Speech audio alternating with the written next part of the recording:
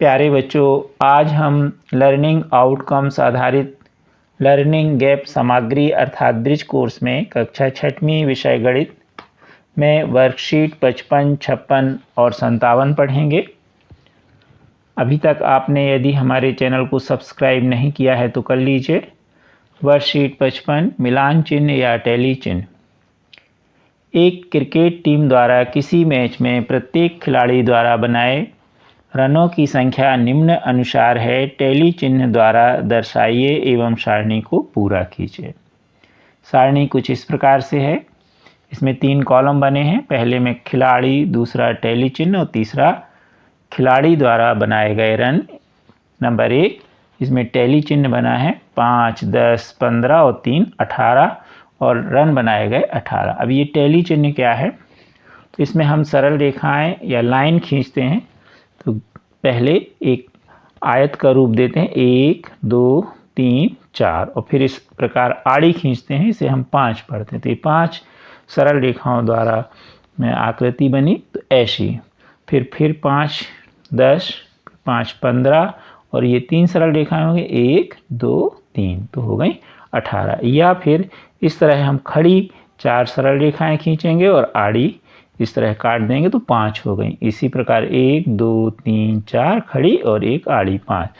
तो कुछ पुस्तकों में इस तरह से टैली चिन्ह बने हैं और कुछ में इस तरह से। तो 5-5 के इसमें ग्रुप होते हैं।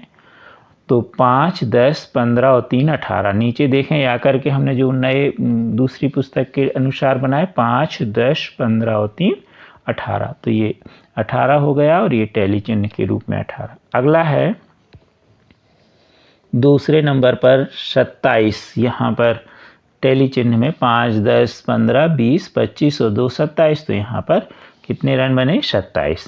इसी तरह अगला है 5, 10, 15, 20, 25 और 1 कितना हो जाएगा 26। यहाँ 26 आ जाएगा। अब यहाँ देखें, यहाँ पर 45 लिखा है। तो इसको कैसे 5, 10, 15, 20, 25, 30, 35, 40 और 5 45। तो ये 5-5 के टैली चिन्ह के रूप में हमें बनाने थे। यहाँ 45 लिखा था। अब यहाँ 16 है तो इसी तरह हम 5, 10, 15 और 1 16। 11 है 5, 10 और 1 11। फिर है 9 तो 5 और 4 9। अब 13 था तो 5, 5, 10 और 3 13। 5 और 3 8 और ये है 4 और ये है 10। 5, 5, 10। तो ये बड़े सरल रूप में टैली चिन्ह हैं और आसानी से आप इन्हें बना सकते हैं। तो या तो आप इस तरह के टैली चिन्ह बनाइए जो पुस्तक में बने हैं, और या फिर इस तरह के टैली चिन्ह बनाइए जो आपको बनाना हो। अब वर्कशीट 56 मिलान चिन्ह से आंकड़े। सुनील ने 1 घंटे सड़क के किनारे खड़े होकर गुजरती हुई वाहनों को गिनकर तालिका में टैली चिन्ह लगाता गया, जिससे उसे हर तरह की गाड़ियों को जल्दी से गिनने में मदद मिले। इस तालिका को देखकर निम्नांकित प्रश्नों के उत्तर दीजिए। इसमें कॉलम है, पहला वाहन का नाम, दूसरा टैली चिन्ह और तीसरा वाहनों की संख्या। अब यहाँ टैली चिन्ह बने हैं और वाहनों की संख्या यानी जो भी वाहन है जैसे साइकिल, कार, इनकी संख्या आपको लिखना है टैली चिन्ह के अनुसार। तो साइकिल में हम टैली चिन्ह के अनुसार गिने 5, 10, 15, 20, 25 और 3 ये 28। तो यहाँ पर संख्या में साइकिल की संख्या में 28 आएगा।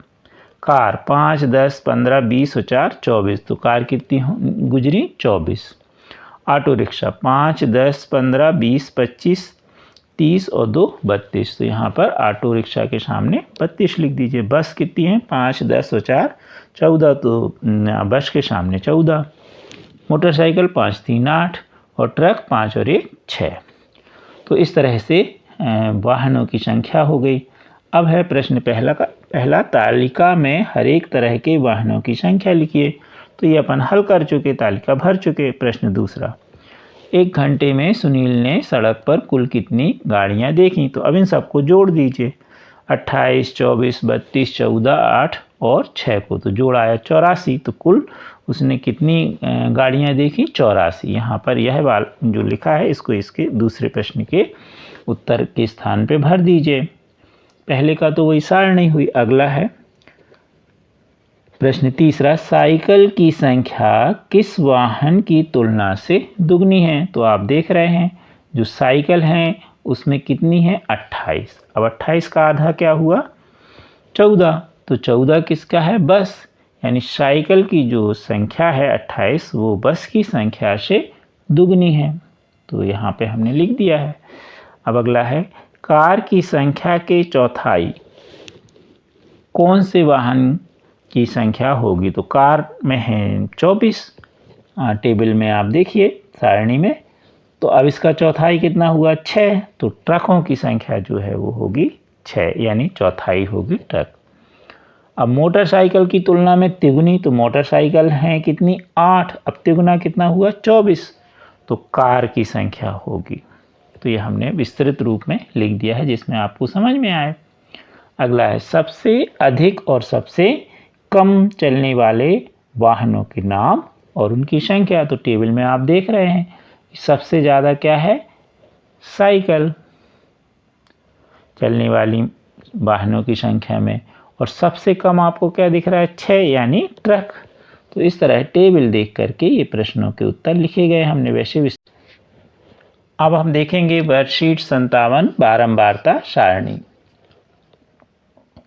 एक विद्यालय में कक्षा 1 से 8 के विद्यार्थियों की संख्या 21, 24, 18, 20, 32, 20, 23, 27 है। इन आंकड़ों की सहायता से निम्नानुसार एक बारंबारता सारणी बनाइए एवं नीचे दिए गए प्रश्नों के उत्तर दीजिए। तो सारणी देखें, इसमें 3 कॉलम, कक्षा, टेलीचिन्ह और विद्यार्थियों की संख्या। अब विद्यार्थियों की संख्या हमें दी है प्रश्न में। अब इसके अनुसार हम टेलीचिन्ह बना देंगे। कक्षा 1 में 21, 21 के लिए टेलीचिन्ह 5, 10, 15, 20 और 1, 21। कक्षा 2 में 24, टेलीचिन्ह 5, 10, 15, 20 और 4, 24। कक्षा 3 में 18, 18 के लिए टेलीचिन्ह 5, 10, 15 और 3, 18।